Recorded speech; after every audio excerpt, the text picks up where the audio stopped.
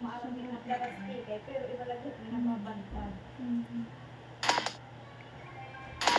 At bago pa maputol ang komunikasyon sa Tacloban, naka-live report pa kaninang umaga si Atom Arroyo mula mismo sa Tacloban City.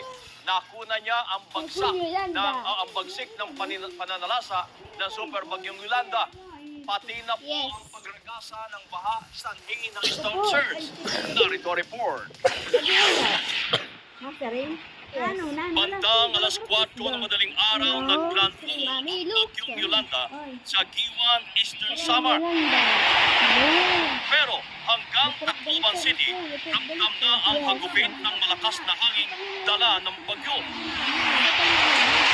Nandito tayo ngayon sa pier ng Tacloban at napakalakas na ng hangin pero hindi pa po matama ang sentro ng bagyo dito sa bahagi ng Tacloban.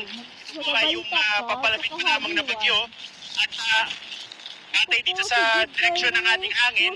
Ito po Yolanda ay nandito po, no? Dito po sa karagatan at diretso tumutumbok dito sa bahagi ng Leyte kung saan tayo nagla-live ngayon TV dito sa bahagi ng Tacloban.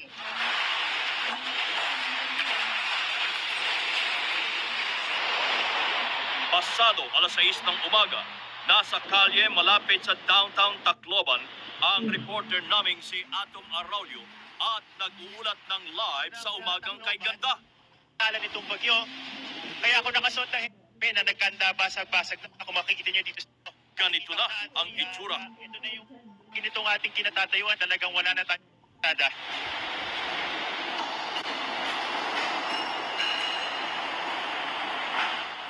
Mabilis na tumaas ang tubig na halos inabot ng 10 talampakan. Walang kuryente sa Tacloban City, hindi rin gumagana ang telepono.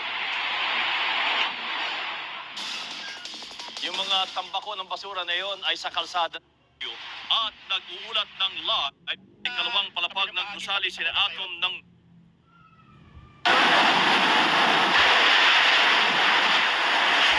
Ang pagbabalita ng GMA nagbigay ras kaugnay sa pananalasa ng super Ang pagbabalita ng GMA News kaugnay sa Jessica Soho at sa desperasyong idinulot nito sa mga na nakita sa sa pangailangan ng kinilala ng Peabody Award syong idinulot nito sa mga sa unang pagkakataon matapos ang bagyo. Sa sentro ng lungsod ng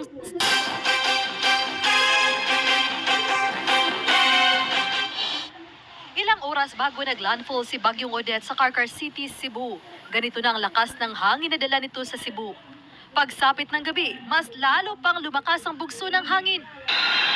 Of hope na nadala ng bagyo. Ang mga malalaking puno at lungsod ng Cebu, sa sasakyan at mga ng Cebu, malaki. Itong gas sa Talisay City. Samantala, ang ilan sa mga ito na nasa loob ng compound properties. Ayon sa mga trabahador malapit sa lugar, ang malalaking alon ang tumangay sa mga barko hanggang sumadsad sa Pampang. Ako si Family Dumabok para sa GMA Regional TV.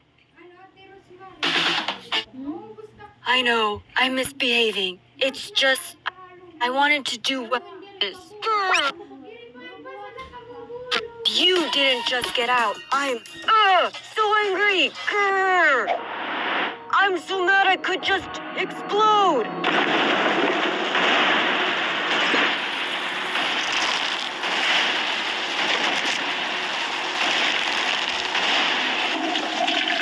Lightning, please, calm down! I know you're frustrated, but this isn't you. I know, I'm misbehaving. It's just, I wanted to do what